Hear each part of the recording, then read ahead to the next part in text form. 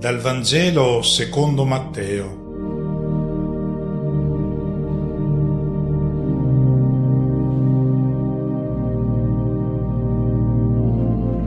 Una buona festa a tutti. Oggi è l'Epifania. Come mai celebriamo questa festa il 6 gennaio? Epifania, lo sappiamo, deriva dal verbo greco epiphaino, che significa rendersi manifesto. Chi è che si è reso manifesto il 6 gennaio? Un accenno all'origine di questa festa ci aiuterà a cogliere meglio il messaggio del brano evangelico che ci viene presentato oggi. Il 6 gennaio si celebrava la manifestazione, l'Epifania della luce. Di quale luce? In Oriente, già nel III secolo a.C., esisteva la festa del solstizio di inverno, una festa dedicata al trionfo della luce sulle tenebre. La scena di Apollo, il dio sole sulla quadriga che trionfa sull'oscurità della notte, è raffigurata ovunque nell'antichità. Sullo sfondo ho collocato la metopa dell'architrave del Tempio di Atena a Ilio, Troia, è del 300 a.C. Il solstizio d'inverno, lo sappiamo. Che cos'è? È quando per alcuni giorni sembra che il sole si fermi nella sua discesa e poi ricominci a salire. Sembra che il sole si spenga nell'oscurità continuando a scendere, invece poi riprende a salire. È la vittoria della luce sulla tenebra. Questa data del solstizio d'inverno nell'antichità era calcolata in un modo molto approssimativo, per noi è il 21 di dicembre, ma nell'antichità, quando ci si rendeva davvero conto che la luce aveva vinto sulle tenebre, era il 6 di gennaio. Difatti, sotto il regno di Tiberio, quindi al tempo di Gesù, il solstizio veniva celebrato ad Alessandria e in tutto il vicino Oriente attorno al 6 di gennaio.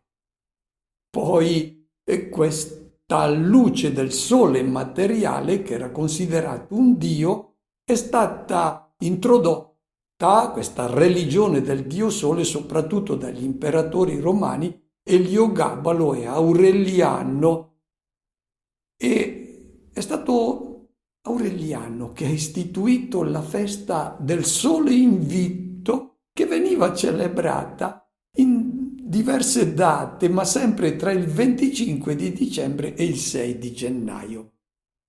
Che cosa è successo quando è arrivato Costantino? Questa festa è rimasta come celebrazione della manifestazione della luce, della vittoria della luce sulla tenebra, ma non era più la celebrazione della vittoria del sole materiale sull'oscurità della notte, ma la vittoria della luce venuta dal cielo, che è Cristo, che ha illuminato le tenebre delle nostre menti, dei nostri cuori. È la luce nuova venuta dal cielo. Questa è l'Epifania che viene celebrata poi da noi oggi. Ricordiamo lo stupendo canto di Zaccaria: benedetto il Signore Dio di Israele, perché grazie al suo immenso amore è venuto a visitarci dall'alto un sole che sorge per rischiarare quelli che giacciono nelle tenebre e nell'ombra di morte e dirigere i nostri passi, quindi questa luce che guida i nostri passi verso la pace. Luce, manifestazione della luce, ma di quale luce noi parliamo? La manifestazione è stata quella dell'amore incondizionato di Dio. È questa luce che ha rischiarato il mondo. Gli uomini si erano sempre immaginati gli dei come capricciosi, si sentivano indifesi di fronte a queste divinità imprevedibili, cercavano di placarle, di propiziarsele con doni, con sacrifici, arrivavano addirittura a offrire sacrifici umani. Alcuni perfino sacrificavano i loro figli a queste divinità e poi li consideravano gelosi. Avevano conservato per sé l'immortalità, gli uomini li avevano destinati alla morte. Era sconosciuta la tenerezza dell'amore di questi dei nei confronti dell'uomo. In Israele c'è stata tutta una progressiva scoperta del Dio amore e questa rivelazione fatta a Israele è stata una preparazione per poter poi accogliere questa luce che rivelava l'amore incondizionato di Dio per l'uomo che sarebbe giunta nel mondo con Cristo. Adesso ci chiediamo: ha cominciato a splendere con Cristo la nuova luce, quella che rischiara definitivamente le tenebre del mondo. Chi ha visto splendere questa luce? Chi si è lasciato guidare e coinvolgere dalla luce del cielo? E chi invece è rimasto disturbato da questa luce e avrebbe addirittura voluto spegnerla nel suo sorgere? È a questi interrogativi che risponde il racconto composto da Matteo, che fin dall'inizio del suo Vangelo vuole condurre i suoi lettori alla scoperta e soprattutto portarli ad aderire, ad accogliere questa luce. Ascoltiamo il suo racconto, tenendo presente che non siamo di fronte a una pagina di cronaca, ma a una composizione dell'Evangelista, e noi cercheremo di mettere in risalto le immagini da lui impiegate e i richiami all'Antico Testamento, così riusciremo a cogliere il messaggio che lui ci vuole comunicare. Nato Gesù a Betlemme di Giudea, al tempo del re Erode, ecco alcuni magi vennero da Oriente a Gerusalemme e dicevano: Dov'è colui che è nato, il re dei Giudei? Abbiamo visto spuntare la sua stella e siamo venuti ad adorarlo. All'udire questo, il re Erode restò turbato e con lui tutta Gerusalemme. Riuniti tutti i capi dei sacerdoti e gli scribi del popolo, si informava da loro sul luogo in cui doveva nascere il Cristo. Gli risposero: a Betlemme di Giudea, perché così è scritto per mezzo del profeta. E tu, Betlemme, terra di Giuda, non sei davvero l'ultima delle città principali di Giuda. Da te infatti uscirà un capo, che sarà il pastore del mio popolo Israele. Allora Erode, chiamati segretamente i magi, si fece dire da loro con esattezza il tempo in cui era apparsa la stella e li inviò a Betlemme, dicendo: andate e informatevi accuratamente sul bambino, e quando l'avrete trovato, fatemelo sapere, perché anch'io venga ad adorarlo. Il racconto comincia mettendo in scena personaggi enigmatici, i maghi venuti dall'Oriente in cerca della luce che hanno visto brillare in una stella e l'hanno identificata come la nascita di un nuovo re. La tradizione cristiana si è innamorata di questi misteriosi saggi giunti dall'Oriente. Nelle catacombe romane sono raffigurati accanto a Gesù 2 secoli prima dei pastori, che compaiono soltanto nel IV secolo. E attorno a questi magi sono poi fiorite leggende a non finire. La prima delle leggende è stata quella di elevarli alla dignità regale, e questo è stato un passo che è stato incoraggiato dall'allusione che fa Matteo al Salmo 72. I re di Saba e di Seba porteranno doni tutti i re gli renderanno omaggio e quindi subito si è pensato che coloro che hanno portato dei doni, hanno reso omaggio a Gesù che era nato, fossero dei re, quei re di cui parlava il Salmo 72. Il secondo passo che è stato fatto è stato quello di precisare il numero di questi magi, e i numeri variavano da 2 fino a 12, però poi ci si è stabilizzati sul numero 3 perché erano 3 i doni che loro hanno offerto a Gesù che era nato. Il terzo passo è dare dei nomi a questi magi, li conosciamo: Melchiorre, Gaspare e Baldassarre. Come si è conclusa la loro storia? La tradizione ha voluto così bene ai magi che si è voluto accompagnarli fino alla fine della loro vita con le leggende. E difatti si dice che dopo molte peripezie che hanno avuto nella loro vita a causa della fede in questo nuovo re, loro hanno abbandonato l'adesione a quei regni del mondo e hanno seguito i re che avevano incontrato. Dopo 60 anni si sono ritrovati per celebrare la festa del Natale a Sebaste in Armenia. Hanno celebrato la messa e poi sono morti uno dopo l'altro. Melchiorre il 1 gennaio aveva 116 anni, Baldassarre il 6 gennaio e aveva 112 anni e poi Gaspare l'11 gennaio era il più giovane, 109 anni. Le reliquie poi di questi magi hanno viaggiato più da morti che da vivi e addirittura nel secolo scorso, nel XX secolo, stavano ancora girando queste reliquie dei magi. Sappiamo che sono state anche a Milano e poi sono state portate a Colonia dal Barbarossa. E chiuso il discorso di queste leggende attorno ai magi, ma è importante tenere presente che la devozione cristiana si è affezionata a questi personaggi e vedremo tra poco la ragione. L'Evangelista Matteo li chiama maghi.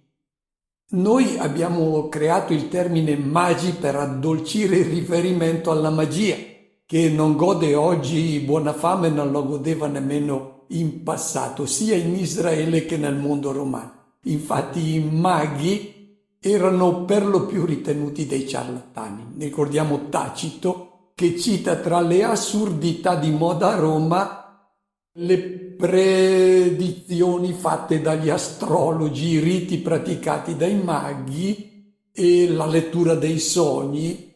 Svettonio, parlando di Tiberio, dice che lui aveva bandito tutti i maghi da Roma nel 19 d.C., quindi proprio al tempo di Gesù. Come mai? Matteo mette in scena dei maghi. Avrebbe potuto parlare di saggi, di sapienti, di astronomi. No, li chiama maghi. Perché?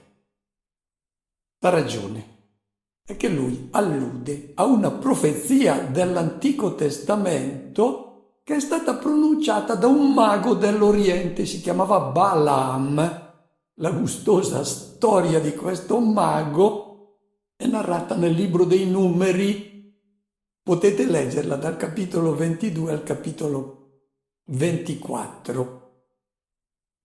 Questo Balaam era stato chiamato dal re Balak di Moab, il quale aveva visto gli israeliti che passavano dalla sua terra e combinavano guai. Allora voleva combattere contro questi israeliti, ma erano forti gli israeliti e poi godevano la fama di avere dalla loro parte un dio invincibile che aveva sconfitto addirittura gli egiziani.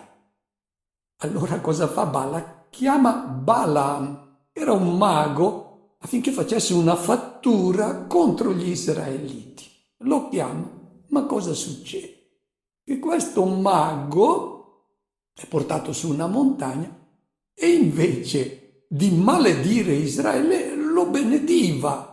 E allora Balak lo portava su un'altra montagna, ma lui continuava a benedire Israele. Dice, ma io ti pago per maledire e tu lo benedici. A noi interessa il quarto oracolo di questo mago dell'Oriente. Dice, oracolo di Balaam, figlio di Beor, oracolo dell'uomo dall'occhio penetrante. Vedete come i maghi, prima di pronunciare il loro oracolo, creano quel clima misterioso. Oracolo di chi ode le parole di Dio e conosce la scienza dell'Altissimo, di chi vede la visione dell'Onnipotente e cade e gli è tolto il velo dagli occhi, quindi lui ci vede bene.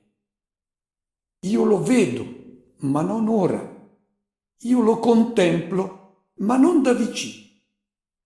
Una stella spunta da Giacobbe e uno scettro, cioè un regno straordinario, sorge da Israele. L'autore si riferiva a una stella che doveva sorgere nella dinastia davidica. Questa stella doveva essere il re Giosia, e a lui che doveva essere riferita questa profezia. Anche noi impieghiamo un'immagine simile riferendoci al mondo dello spettacolo, dello sport, della musica. Diciamo, è sorta una nuova stella che offusca tutte quelle che l'hanno preceduta. Matteo ha introdotto i maghi dell'Oriente che hanno visto sorgere la star perché è la star annunciata da Balaam. Pensavano che fosse il re Giosia, quello cui era riferita la profezia di Balaam. Matteo ci dice no. La stella nata nella dinastia di Davide, quella che avrebbe dato inizio a un regno senza fine, è Cristo, è Gesù. Nulla a che vedere quindi la stella con la cometa di Halley o con la congiunzione di Giove e Saturno. Matteo vuole dirci che qualcuno ha subito riconosciuto in Gesù la stella annunciata da Balaam. Naturalmente non dobbiamo buttare via la stella del presepio, ma spiegare anche ai bambini, ai figli, ai nipoti che non si tratta della cometa di Halley. È Gesù la stella, è Lui la luce che guida ogni uomo, è Lui la star da seguire, non quella illusoria delle persone di successo di questo mondo. È questa luce che ci fa vedere ciò che conta davvero, i valori autentici della vita. Se seguiamo altre star, ricordiamoci, sono stelle cadenti, ci porteranno al fallimento nella vita. La venuta di Gesù nel mondo è presentata da subito nel Nuovo Testamento come l'ingresso della luce. Eccola l'Epifania, la manifestazione della luce venuta dal cielo.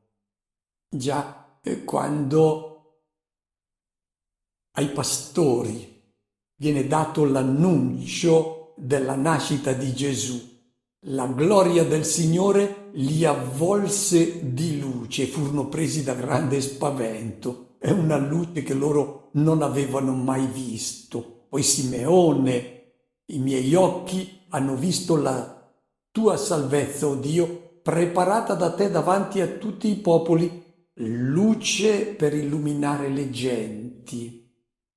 Anche Vangelo di Giovanni nel prologo, proprio all'inizio, parlando del Battista, si dice: lui è venuto per rendere testimonianza alla luce. Non era lui la luce, ma doveva rendere testimonianza alla luce. Veniva nel mondo la luce vera, quella che illumina ogni uomo.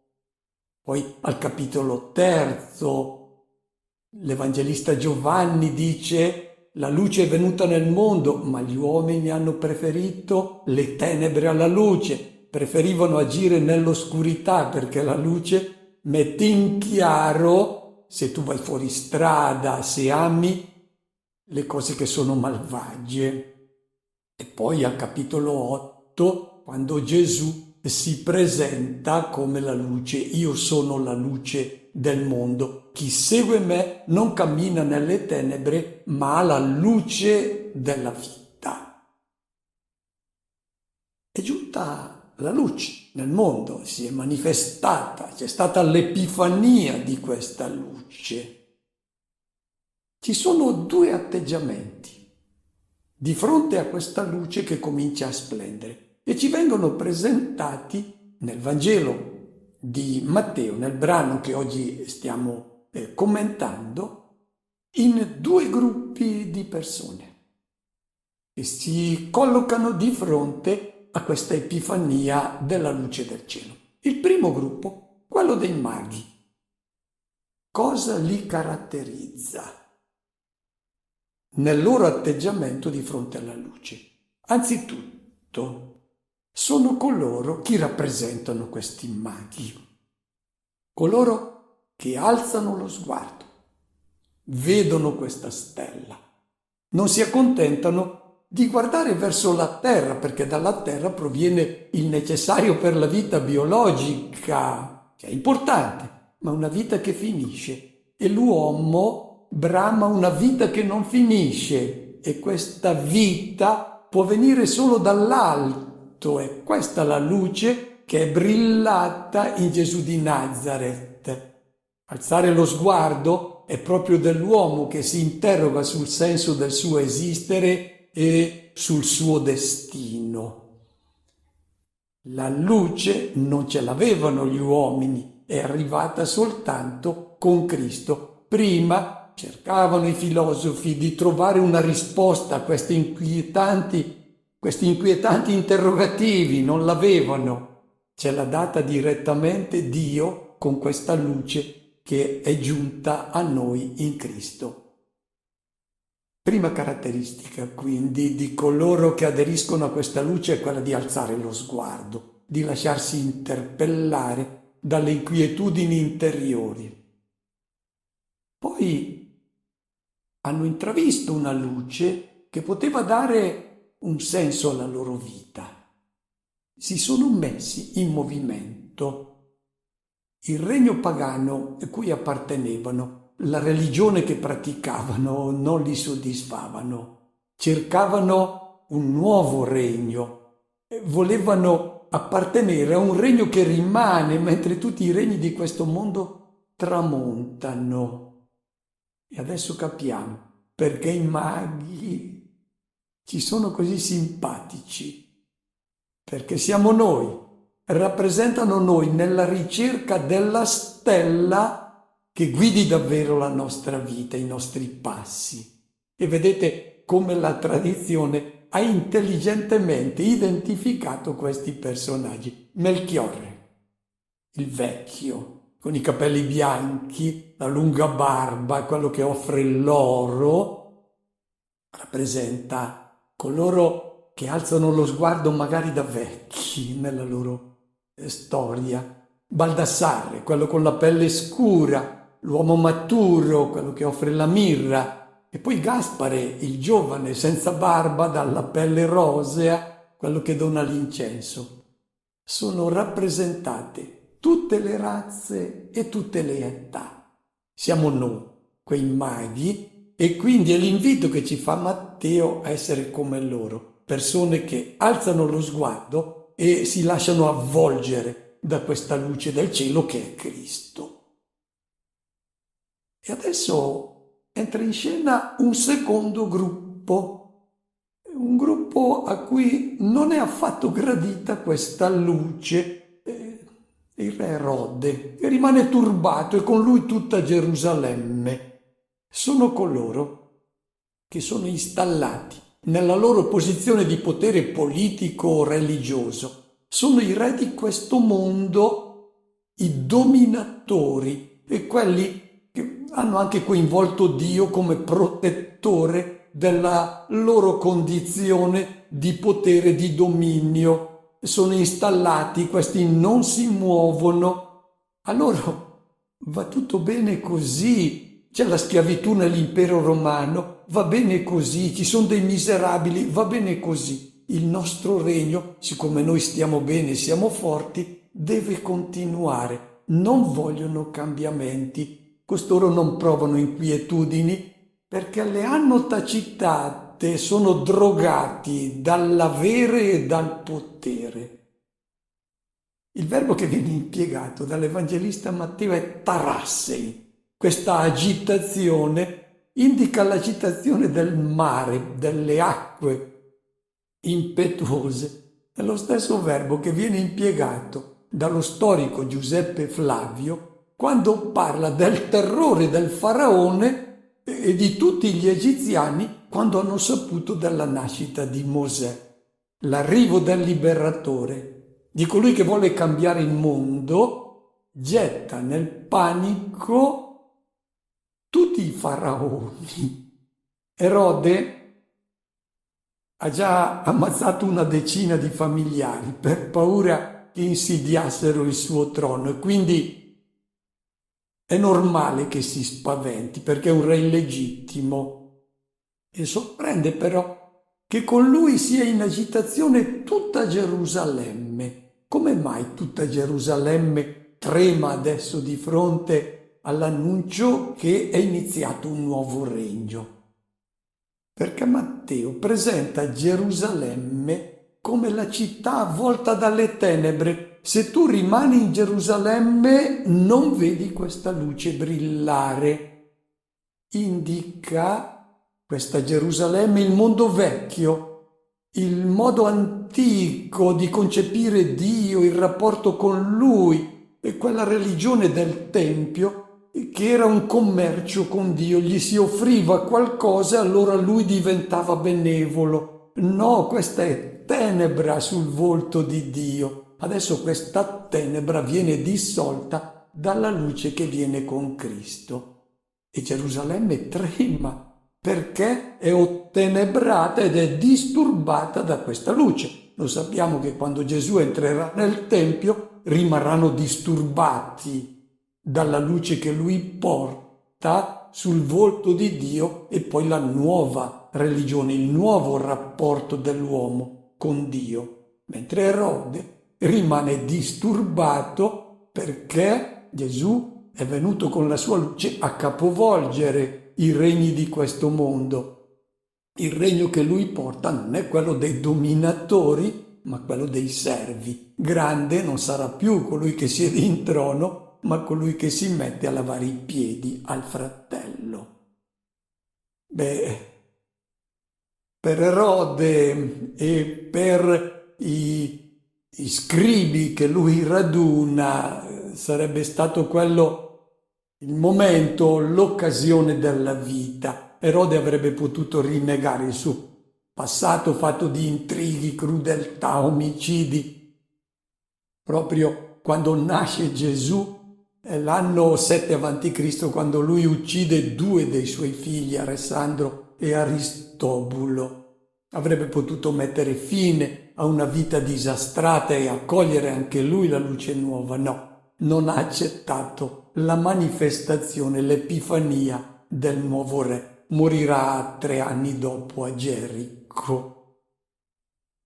E vediamo anche questa alleanza del potere politico col potere religioso. Chi sta nella sfera del potere vive sempre nella menzogna, lavora nel segreto, teme la luce. E da chi detiene il potere sia politico che religioso c'è sempre da diffidare.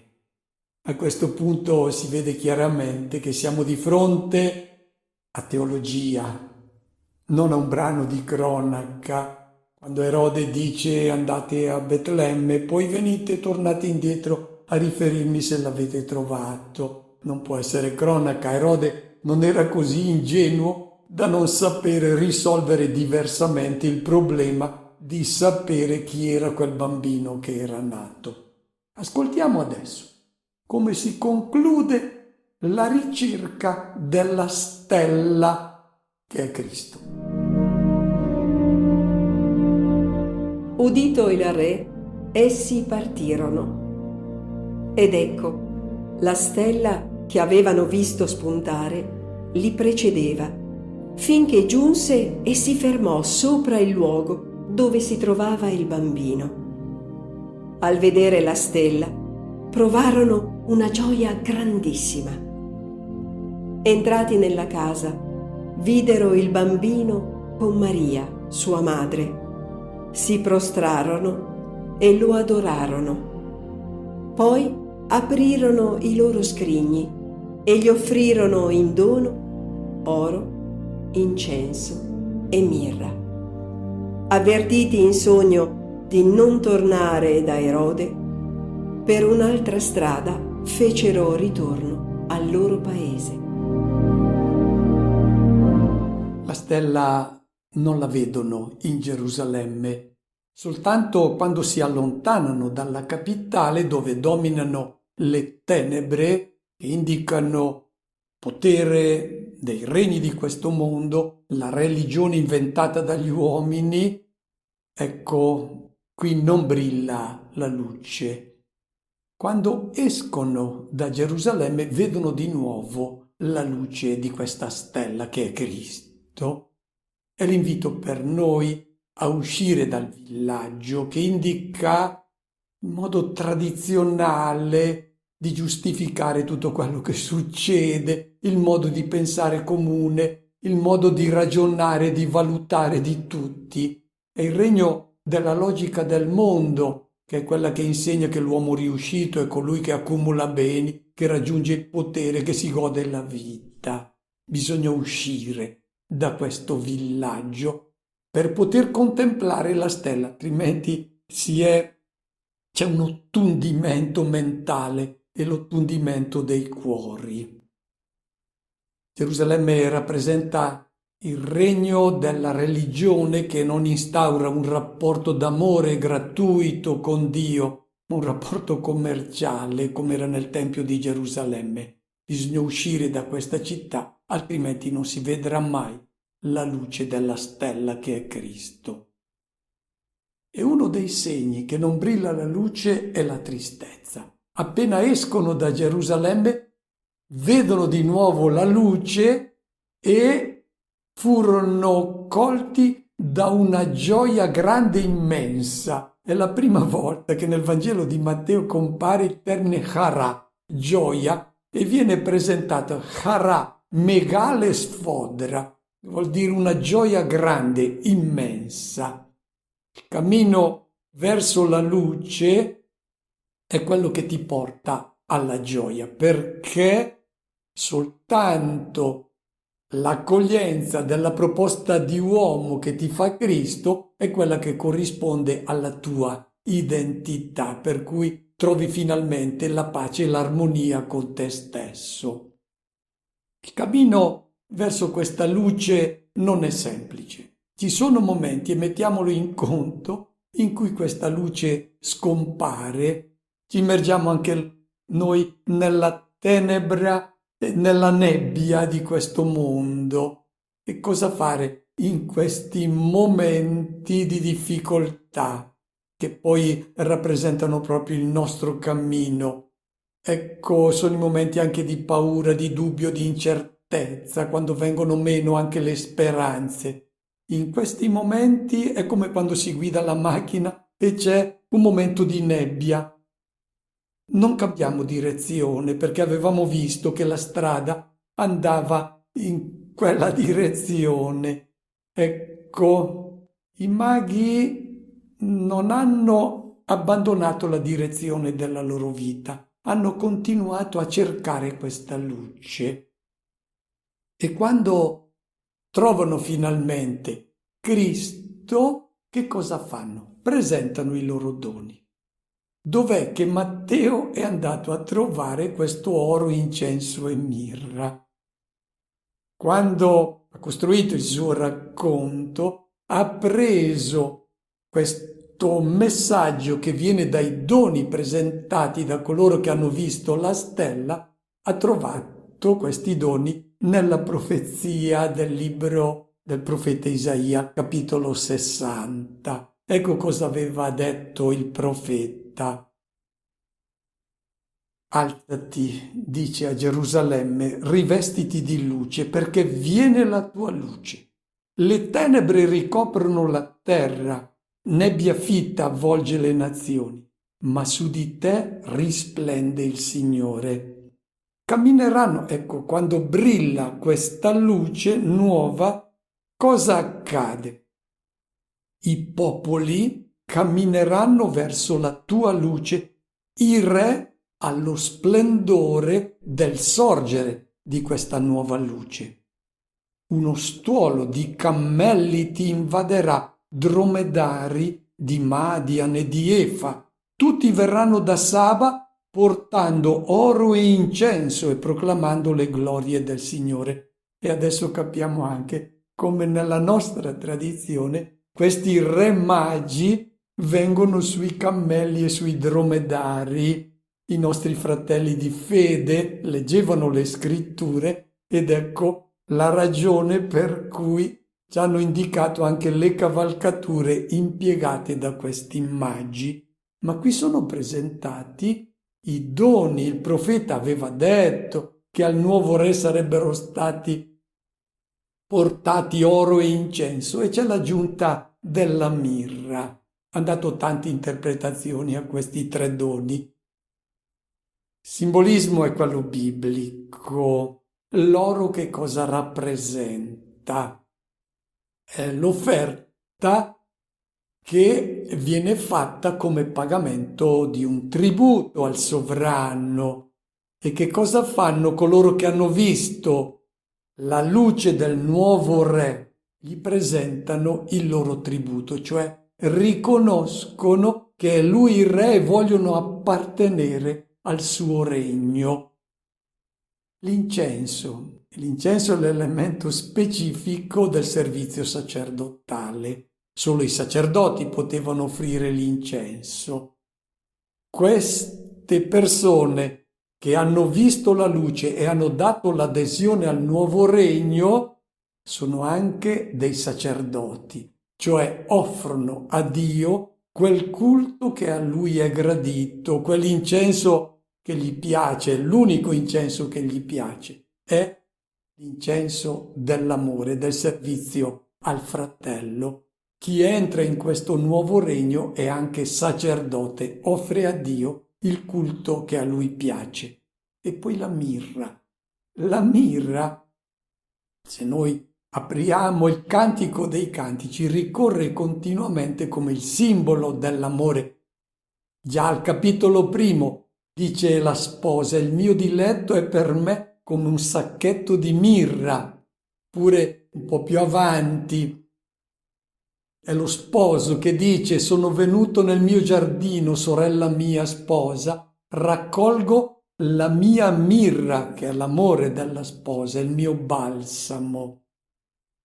Ecco, qui i maghi che rappresentano tutti coloro che hanno dato l'adesione al nuovo regno e che sono sacerdoti, hanno un rapporto sponsale con Dio. Non è più il padrone, il legislatore, il giustiziere, no. È colui che ama incondizionatamente l'uomo e l'uomo si sente coinvolto come la sposa con lo sposo in questo amore. E i maghi adesso tornano per un'altra via, non più per la strada di prima. Hanno scoperto la nuova luce e adesso per loro inizia un rapporto con Dio, con se stessi e con i fratelli completamente nuovo. Il messaggio per noi è lasciarci guidare da questa stella. Allora la storia della nostra vita avrà il suo senso. Auguro a tutti una buona festa.